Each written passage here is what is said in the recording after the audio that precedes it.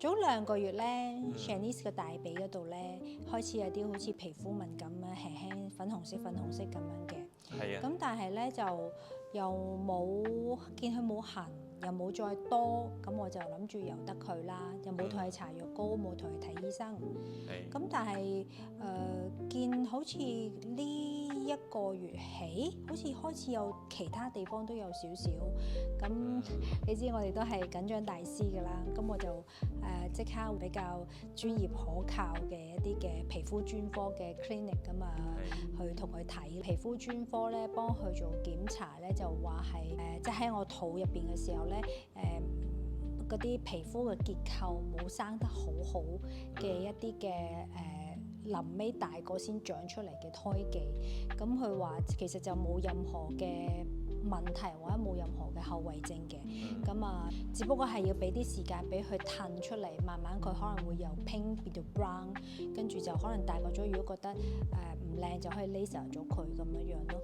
咁去揾呢個 clinic 咁幫佢做檢查咧，嗰個檢查費用就150蚊馬幣啦。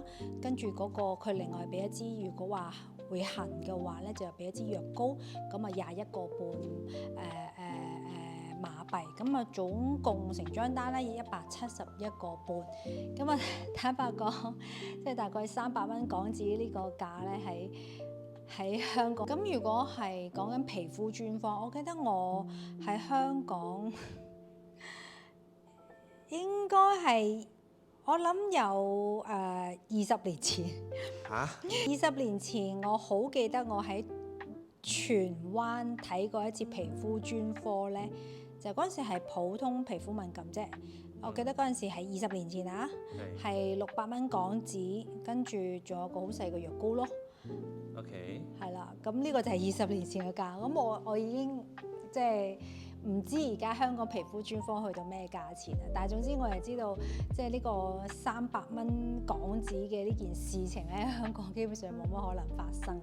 所以引起我諗起一樣嘢，我好想同大家分享嘅就係我作為一個香港人喺馬來西亞生活咗7年。我對馬來西亞醫療嘅真實嘅感受，咁其實係真係有一件事，有一個好嚴重嘅經歷咧，係可以同大家分享嘅。Exactly 咧，其實又係發生喺10月啊！而家我哋拍攝嘅時候係喺10月初啦。咁喺舊年嘅10月底咧，其實咧我係發生咗一件好嚴重嘅事情咧，我到而家都係唔係好夠膽同我香港嘅朋友講嘅，即係知嘅人其實好少嘅。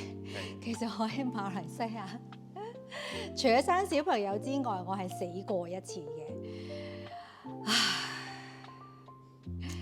呢件事係真係幾大鑊，都令到我係好徹底地真係體驗過馬來西亞醫療咯。所以我係除咗生小朋友之外咧，我係可以好有資格地同大家分享喺馬來西亞醫院體驗嘅真實感受嘅。絕對係。咁我記得嗰陣時係10月底啊，10月20幾號。咁我記得好似30定31號咧係印度人放假嘅。咁我記得咧就係印度人放假前2日咧，我係突然間發燒嘅。係啦，咁我記得嗰陣時係發燒嗰一日係最辛苦係禮拜1、禮拜2。咁咧就我係喺屋企攤，係真係發燒啊，完全係咩都做唔到啊。咁攤咗2日之後咧，就係我記得好似係禮拜四咧就印度人放假。咁我就好似喺屋企攤咗2-3日咧，就好似退燒啦，就冇再發燒。跟住又諗住印度人假期啦，跟住就 Shanice 唔使返學。咁我咪嗰一日仲同你哋去食嗰個冰糖葫蘆啦，去唱 K 啦，周圍食嘢，即係諗住，我冇事啦，我冇退咗燒啦嘛，咁咪覺得冇問題啦，可以同小朋友出去玩啦。咁我玩完嗰日咧，其實夜晚返到屋企，我覺得其實我好似我隱約覺得自己唔係好對路嘅。其實嗰下，我嗰陣時我已經同你噏咗一句，我覺得我係唔係需要去醫院？同時間我就去預約咗中醫嘅，因為喺KL 有一個叫台北中醫院嘛，咁我之前都有去過幾次睇，都覺得唔錯。喺甲洞嗰邊。係啦，跟住我有嗰個醫師嘅 WhatsApp，咁我直接 WhatsApp 去11月2號，跟住睇完朝早嗰日睇中醫嘅時候咧，都冇發燒，我覺得我自己個人都 OK。係啊。但係到下晝咧，我就冇，我都係冇發燒，但係我覺得我個人非常之唔舒服。咁嗰陣時咧，我已經喺屋企嘅地板攤咗喺度，同你講話，我覺得我唔係好對路啦，我覺得我唔係好妥啦已經。咁嗰一晚我仲猶豫緊，到底我係去需唔需要急症啊？我到底係咩事啊？就開始檢查自己身體。我見到出咗啲好似類似身體上面出咗啲類似啲暗瘡，即係紅色腫腫嘅，但係咧又唔係俾蚊咬，佢又唔係啲乜嘢瘡，總之就係類似粒暗瘡嘅嘢。咁啊，全身上下總共頭尾尾，我諗少過10粒嘅，全身上下。咁我唔知點解我係即係純粹係個直覺啊，定係點樣樣？我嗰刻我就認住咧。呢個係水痘，因為我由細到大有一個印象就係我好似冇出過水痘，但係而且我本身我唔係喺香港出世嘅，所以我係冇打到香港細路哥必須要打個水痘疫苗嘅。咁我唔知點解又有咁嘅印象啦，又有咁嘅直覺啦。我嗰晚我其實我 Google 完嗰啲圖片咧，我唔係典型嗰啲水痘。同圖片見到嘅唔一樣嘅，其實好唔一樣係咪？係即就真係好似暗瘡咁樣咯。跟住我就真係純粹係直覺咯。我唔知點解，我覺得我自己係水痘咯。非典型水痘係咪？我覺得我自己係水痘咯。嗰陣時我記得係8點幾就出發，係啦。咁因為嗰陣時入新威咧驚塞車嘛，我哋全部都未食嘢嘅。咁我又唔想個女喺醫院肚餓咁樣陪我，咁所以我就話食咗嘢先。嗰陣時喺嗰個coffee bean 度食早餐。嗰陣時去到時應該係8點幾，食咗早餐之後咧，跟住我哋就躝過去隔離急症室。急症室醫生咁啊檢查都係好基礎嗰啲咯，量下血啊呢樣嗰樣啊咁樣。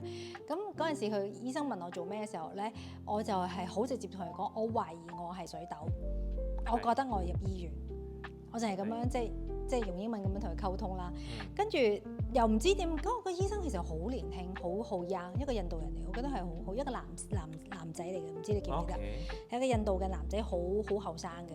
跟住咧，佢又唔知點解佢就咁望一望我個手，即係望一望我指俾佢睇嘅。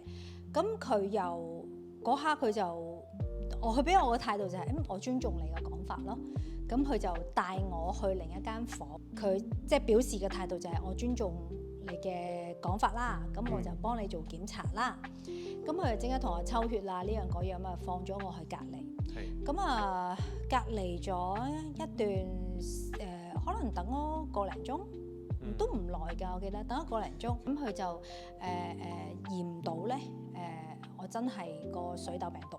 覺得嗰陣時中午12點到12點零嘅咋，好快。咁佢就已經講話，OK，真係驗唔到你有水痘嘅病毒，但係要同皮膚科醫生確認一下，需唔需要入院啦，需唔需要隔離啦，即係點樣安排啊嗰啲咁嘅樣啦。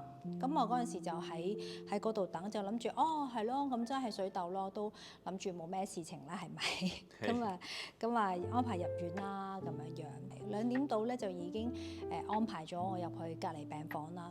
咁啊，因為我喺馬來西亞咁多年，我係有買到醫療卡嘅。咁個醫療卡我記得一個月係200-300蚊馬紙嗰個價錢啦，咁樣樣。咁佢又話我張醫療卡咧，其實就能夠 cover 嘅病房咧，就冇呢個隔離措施嘅。咁因為我係水痘會高傳染性咧，就必須要隔離，所以要住最貴嗰隻病房。咁但係最貴嗰隻病房講緊其實係馬紙400蚊有找嘅，300幾蚊。300幾蚊一晚啦。係300幾蚊。咁即係所以我自己因為佢醫療卡能夠 cover 嘅係200蚊嘛，咁我自己要揞100零蚊咯。咁講真，100零蚊就都唔係啲咩錢啦。咁啊當然 OK 啦咁樣樣。咁所以佢嗰陣時安排咗新威醫院叫最高級嘅嗰種嘅單人嘅完全隔離嘅嘅套房，即係入邊有廁所啊、有剩啊啲咁樣啦。咁我嗰陣時諗住係咯，咁啊水痘啦，咪隔離幾日咁啊應該又翻屋企啦，係咪？咁我原先係咁樣諗嘅。係。跟住咧嗰晚咧，我就開始咧組織一下。點解我一路直覺上覺得我需要嚟醫院咧？就係、我嗰兩日仲喺屋企嘅時候咧，我覺得我條頸好硬，我好硬，係成個係好似有塊板咁樣鎖死咗我，成條頸好硬，同埋我係頭痛到咧已經係即係睇嘢好似有少少唔係好對焦啊。咁我就係我嗰陣時先至叫冷靜落嚟組織翻下我之所以覺得我唔係好對路想去醫院咧，就係可能係呢種我從來未試過有嘅，即係已經係頭痛到個人好似唔係好對焦到咁樣。咁我嗰陣時就嗰一日就同皮膚科醫生講話我頭好痛，我有呢個問題。咁嗰日個皮膚科醫生同我檢查咗話佢都話你嘅水痘其實一啲都唔嚴重，因為我去到入醫院嗰一晚，醫生嚟到檢查咧，其實全身上下 total 都係10零粒嘅啫，唔多嘅。咁只不過係叫最辛苦嗰部分就係我頭痛好嚴重咯。咁我同佢講清楚我頭痛有幾嚴重，我大概感覺係點。咁佢就已經開咗一啲嘅專治呢個病毒嘅藥啦，同埋止痛藥俾我，專治頭痛嘅止痛藥俾我。咁嗰一晚其實我就都瞓得好安樂，瞓得好舒服嘅，你知，心尾啲膳食又好啦，啲護士又好貼心啦，好溫柔啦，好好服務啦。房間又大間又乾淨咧。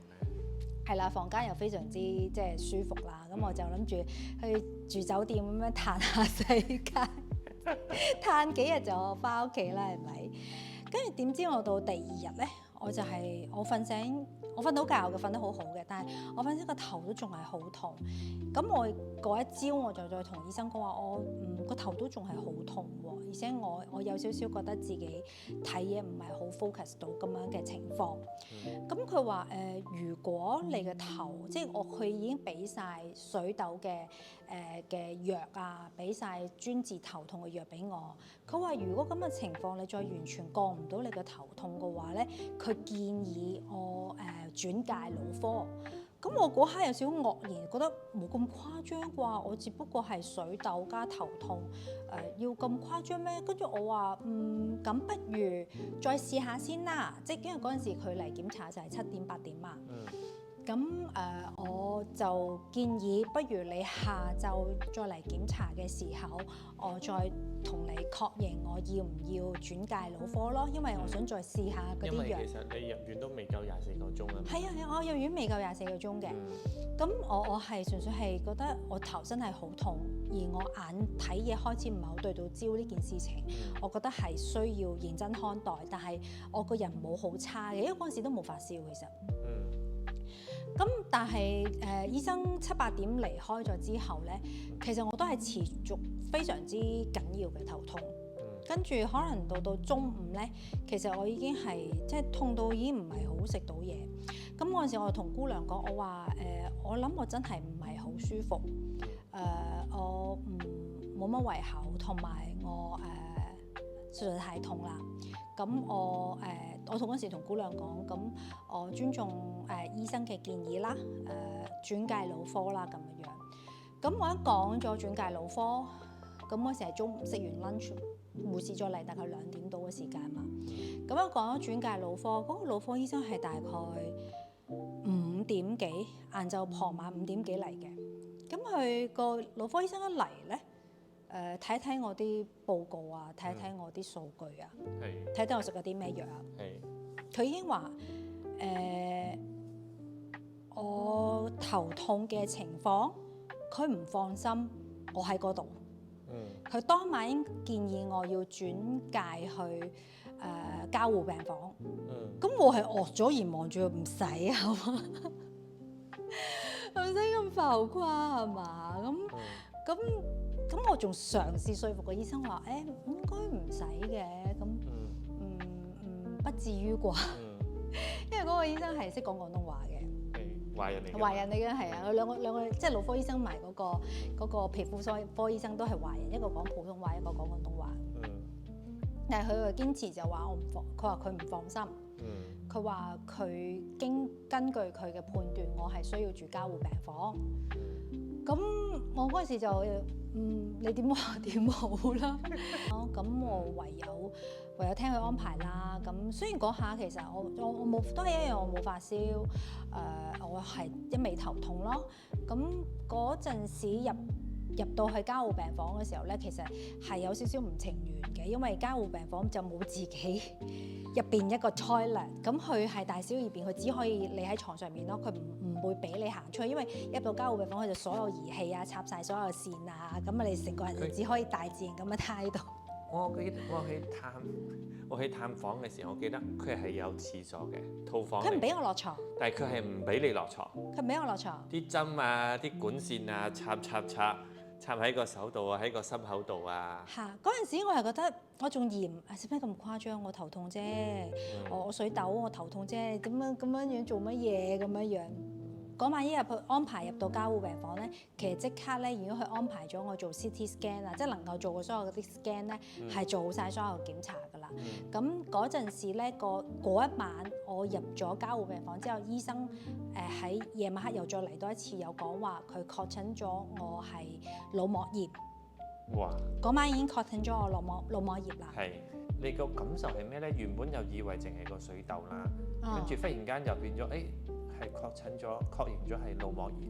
嗰陣時仲係比較天真，我仲覺得咁咪就係咁咯，咁個人都已經喺醫院啦，仲可以有咩事情啊咁樣。咁所以嗰陣時嗰一晚嘅醫生又再嚟同我講已經好清晰確定咗我係腦膜炎，而且腦膜炎嘅指數非常之高，即係已經係到佢話個腦膜炎指數好高，你一定要留喺加護病房。你一定要去打一個唔知咩針係點滴嘅，係要滴3次。咁係完全唔插晒喉管啊，唔能夠落床嗰啲嚟。咁嗰時我會覺得有少少咁大陣仗啊咁樣。咁但我真係仲係好天真啦當其時。咁喺加護病房過咗日半啦，跟住係滴咗個3次嘅針之後咧，我係個頭痛咧係一下子係退晒嘅。咁係完全冇痛，咁我嗰陣時同醫生講翻就話，我冇痛啦。咁個醫生佢話咧，幫我驗清楚咧，我個腦膜炎指數仲係有少少高，但係佢話咧，嗰個針咧，即係嗰個藥咧，淨係可以滴3次。佢話再滴落去咧，驚我肝臟負荷唔到，因為我嗰陣時我嗰刻咧，我嘅血壓啦，我嘅肝指數啦，其實都唔係幾理想。即係我血壓 drop 到好低，跟住個肝嘅指數啊嗰啲唔係好理想嘅情況底下，佢就覺得驚我，去衡量過驚我嘅身體負荷唔到，跟住而且我真係頭痛嘅狀況已經係好咗好多啦嘛。咁我嗰陣時已經覺得自己冇痛，跟住嗰日咧佢就話我可以離開加護病房，咁嗰陣時仲好開心地，可以離開加護病房啦，我可以落床啦，我就可以去 toilet 啦，跟住仲安排咗 Shanice 嚟醫院探病咧。咁離開咗加護病房啦，轉咗去普通嘅隔離病房，都係單人一個房間，嗰個都算係唔錯嘅。跟住咧嗰日仲即係 Shanice 嚟探我啊，我哋即係食咗2餐都幾 happy 係咪？嗰陣時我記得你哋係8點幾離開嘅，到你離開冇幾耐，我開始發覺我個頭痛好似翻嚟，我又再有啲頭痛，又係嗰個位，又係即係後腦個位痛。咁我嗰陣時就同護士講，我好似個頭痛同埋個胃痛，胃都一下好痛。我胃都好痛，咁我仲諗，死啦，係咪你哋嚟探我食嗰啲曳嘢啊？嗰陣時仲食嗰啲窩夫，仲食嗰啲好食嘅窩夫，仲食嗰啲曳嘢啦。跟住我諗，死啦，係咪我食嗰啲曳嘢啊？跟住所以就胃痛，因為我一下個胃好痛。咁我同姑娘講咗嘅，咁佢又俾啲胃藥我。咁但係到夜晚黑10點幾，我開始有嗰種直覺又嚟啦。我覺得我唔係好對路。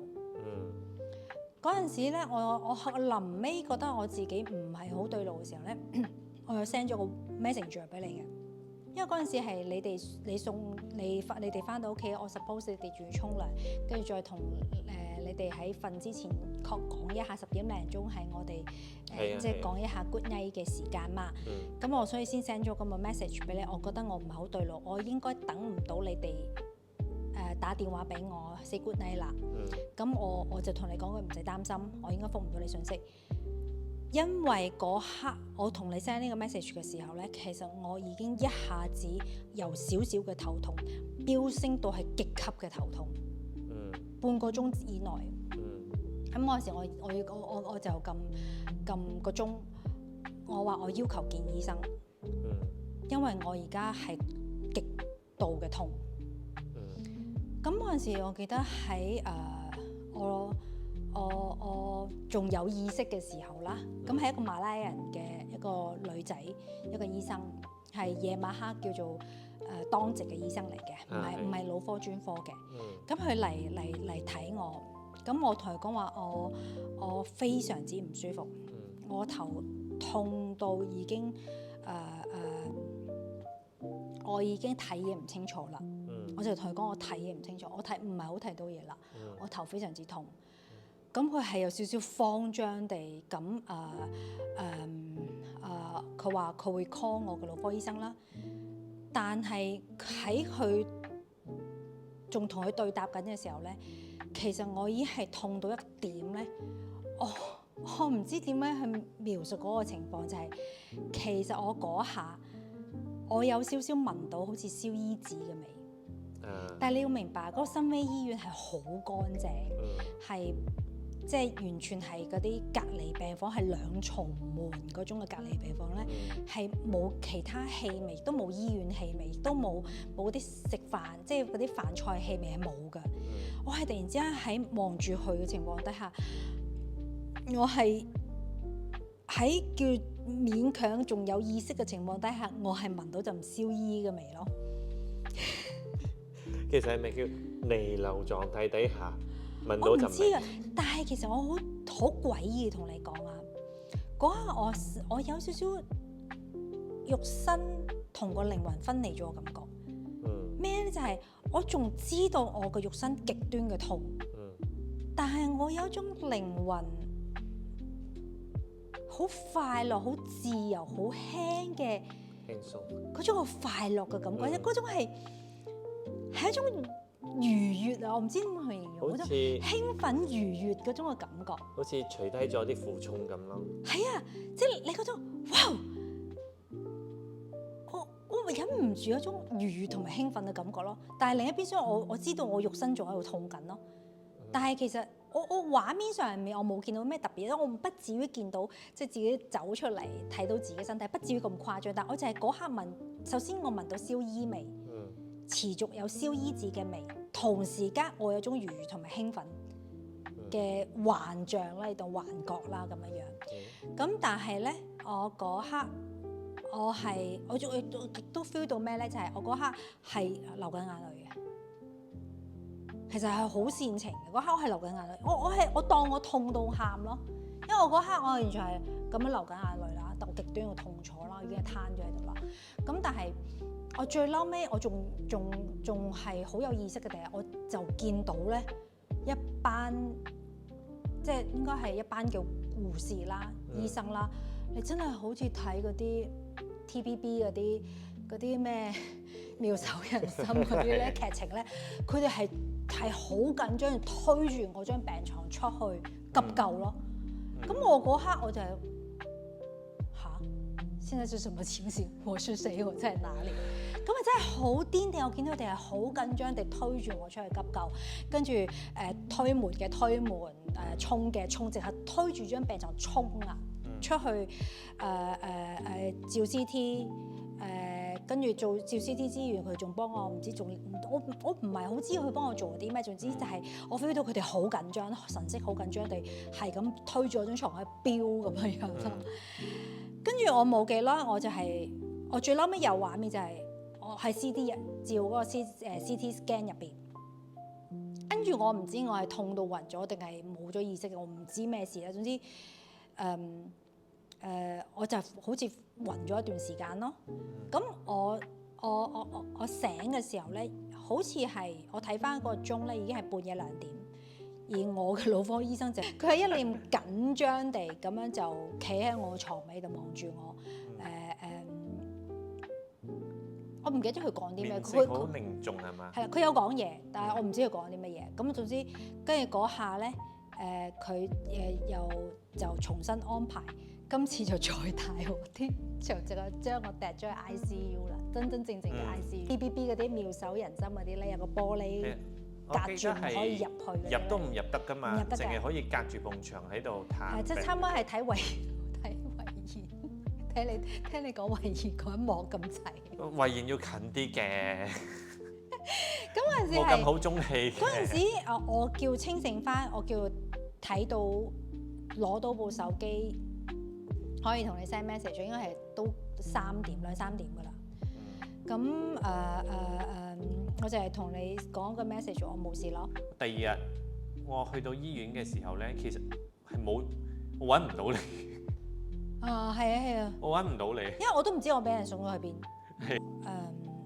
你好似都係嚟交低啲嘢，因為你唔可以入嚟嘅，好似。係我唔可以入嚟。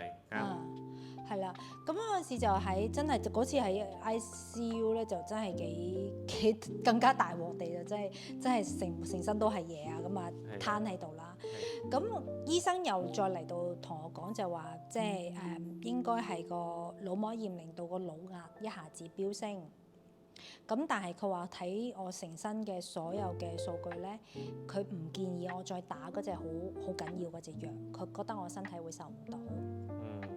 佢俾另一隻藥俾我試下，睇下能唔能夠即係穩定落嚟啦咁樣。即係解釋翻就係我點解一下子咁嚴重，就係因為嗰個白血球啊，即係個腦膜炎令到個腦壓同埋白血球嘅情況，導致我嗰晚咁嚴重咯。咁但係佢俾咗另一隻藥我之後咧，其實之後就冇事啦。咁我喺嗰個 ICU 入邊應該係 stay 咗 around 24小時咯，跟住之後就出翻嚟普通嘅病房，咁就慢慢開始穩定。但係我頭尾由我入急症室到離開醫院咧，都 last 咗12日，得頭尾進出。咁嗰陣時我都有諗，哇，12日，而且我享用咗普通嘅加護病房，同埋真係認真嚴重嘅。咩叫普通嘅加護病房？因為第一次入嗰間加護病房係真係比較普通啲嘅，我後尾嗰次入嗰個真係 TBB 劇情入邊嗰啲嚟嘅，即係嚴重嗰啲嚟嘅。咁我嗰時都有諗過，哎呀，咁今次嘅即係醫院嘅旅程要使幾多錢咧？因為即係都真係幾好食好住啦，咁亦都即係食咗即係叫滴咗好多藥啊，食咗好多藥啊，做咗好多檢查，CT scan 我唔知頭尾做咗3次啊，即係好多檢查，其實我都唔記得嗰啲名堂。咁我嗰陣時都有啲擔心嘅，咁但係即係諗住都叫有醫療卡應該還好啦咁。我離開醫院嗰刻仲未俾錢，因為佢未計到數啊，會計部未計得切嗰條數。跟住咧就我離開醫院嗰刻係未俾錢嘅，跟住咧就臨尾好似大概係 within 1個禮拜，跟住佢透過 WhatsApp send 個單嚟嘅時候係2000蚊馬紙咯，即係除咗醫療卡 cover 以外，我自己需要俾嘅整個醫院嘅賬單係2000蚊，我自己要俾嗰個係2000蚊。另外嗰4800咧就醫療卡 cover， 唔係48000。4800點啊？因為整個醫院嘅流水賬單係50000蚊馬紙。係。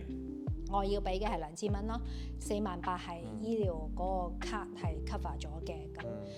咁我都即係嗰刻覺得都幾感恩，即係好彩有買到醫療卡啦，好彩有去到好嘅醫院，醫生照顧得好好啦。咁跟住後續我仲因為每隔2個月要去腦科醫生度覆診檢查，開頭係1個月啦，開頭係1個月檢查一次，之後係2個月。咁頭3次嘅覆診咧，醫療卡都係 cover 嘅。即係都係幾百蚊咁啊，醫療卡 cover 晒咯。咁所以其實我整體嘅病成個過程，我入邊係就係俾咗2000零蚊馬紙咯。咁其實我係想講乜嘢就係、其實我好感恩我發生呢件事嘅時候咧，係喺馬來西亞嘅，因為好坦白講啊，我覺得我發生呢件事，我唔係喺馬來西亞，我喺香港嘅話，我應該死咗。即係真心咁講，即係我唔係話乜嘢，就係、首先第一，我入去急症室嘅時候，其實我全身上下真係得10粒8粒比較嚴重啲嘅暗瘡咁樣嘅啫，完全唔係即係我哋 Google 到好典型嗰啲水痘嘅情況，我都冇出水，亦都冇啲乜嘢，就真係好似腫咗嘅，腫咗未發出嚟嘅暗瘡咯。咁嗰刻喺急症室嗰個醫生，佢係好禮貌、好尊重地，既然你話係水痘，咁我哋又循住呢個方向同你驗咯。即係佢個態度係咁樣樣。咁我覺得佢至少我係一個尊重，因為佢嗰陣時都話：你咩症狀都冇，點解你嚟急症室？因為我嗰刻係除咗頭痛，有啲頭痛，有啲咁樣嘅暗瘡嘅一粒粒之外，全身得10粒啊嘅情況，我冇其他嘢啦已經。但係佢嘅意思就話：OK， 咁你既然咁講，咁我就尊重你嘅講法，我咁樣去用循住呢個方向驗啦。所以佢2個鐘內，咁係咪驗抽血驗到個報告嚇？我 confirm 咗係呢個水痘嘅病毒咯，呢個 virus 咯。跟住就安排我去皮膚科醫生去住院啊嗰啲咁樣樣。咁皮膚科醫生喺接到我呢個 case，within 24小時以內，佢已經斷定我個頭痛唔係好尋常，需要轉介腦科。咁我覺得呢個都係佢嘅經驗啦，同埋佢嘅尊重咯。係啦，咁我亦都嗰刻我都冇意識到自己咁嚴重，我純粹係啊你咁講，我就聽你意見啦。咁我就去腦科。咁去到腦科嗰一下咧，其實係佢都係真係就住佢嘅經驗，佢可能佢第一下已經懷疑我腦膜炎啦，佢懷疑佢已經即刻要求我去加護病房，即刻做 CT scans 嗰啲。咁我覺得呢個又係一個 lucky 咯，即係腦科醫生咁短時間內，唔係皮膚科醫生咁短時間內轉介我去腦科。腦科一接到 case 就斷症我腦膜炎，即刻去做相關嘅檢查。咁我覺得第一呢個都係佢哋嘅經驗啦，第二都係佢哋冇 hea 我啊，即係冇 hea我。覺得你又冇事，你又冇發燒，你又冇咩，即係佢唔會 hea我。雖然我嗰陣時真係冇咩事，即係我表面上真係冇咩事，我表面上就係得嗰10粒暗瘡。除咗個頭痛到睇唔到嘢之外。係啦，咁但係佢哋係，我 feel 到係佢哋對我嘅狀況係好重視咯。對我作為一個病人，佢好重視，所以其實咁樣係應該㗎嘛。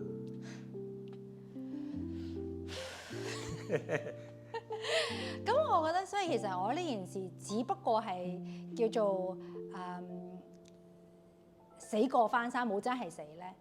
係因為我喺馬來西亞，即係我不得不承認呢句説話，亦都係喺呢件事，我好深刻體會到就係、好嘅醫療體制係真係好重要。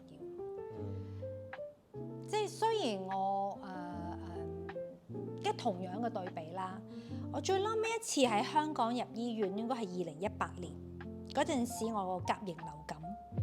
咁嗰陣時我又係即係已經發燒，我就發燒，我嗰時仲嚴重啲添。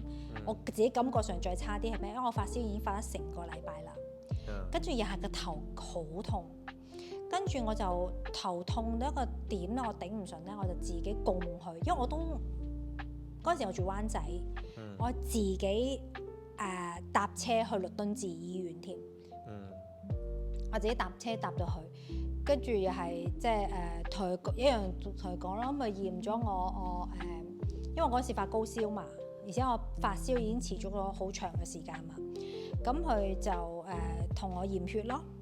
咁應該我住咗院一日之後到第二日嘅下晝，佢先驗到我係甲型流感，或者係嗰時先通知我啦。咁嗰陣時中間其實我已經同佢講話，我頭好痛，我撳咗2-3次鐘仔痛，同護士姑娘講話我頭好痛，佢都係個態度我轉頭同醫生講啊，我轉頭俾止痛藥你啊。即係我自己諗翻起就係、我對上嗰次喺香港，我喺屋企已經燒成個禮拜，個頭好痛，我自己供到去醫院。個醫院超過24小時之後先話到俾我聽，我係甲型流感。喺醫院嘅嗰4日入邊，我不斷同佢講我好頭痛，佢不斷都係同我講係咁噶啦，我同醫生講咯，轉頭俾止痛藥你咯。都幾訓練病人嘅意志力。所以我係到第4日，即係我喺 stay 咗喺醫院3日半，第4日我就都要求我應該冇咩事咯，出院。反正你都係俾止痛藥我啫，我出院啦。咁我係死唔去啊！我只係話我自己個人嘅體驗，我自己個人嘅感受就係、好彩我呢次大鑊嘢係喺馬來西亞，唔係香港咯。因為以嗰陣時咁嘅情況，我又冇發燒，我又嗰啲水痘又非典型，我去到個急症室同個醫生講話我水痘，佢可能都係攙差咁你攞支藥膏搽一搽。我諗不至於嘅，或者可能叫我翻屋企隔離下自己。所以我係覺得我成個過程入邊，我體驗到醫療嘅重要性咯。所以其實我自己真心地覺得就，我主要嘅生活時間都應該會喺馬來西亞咯。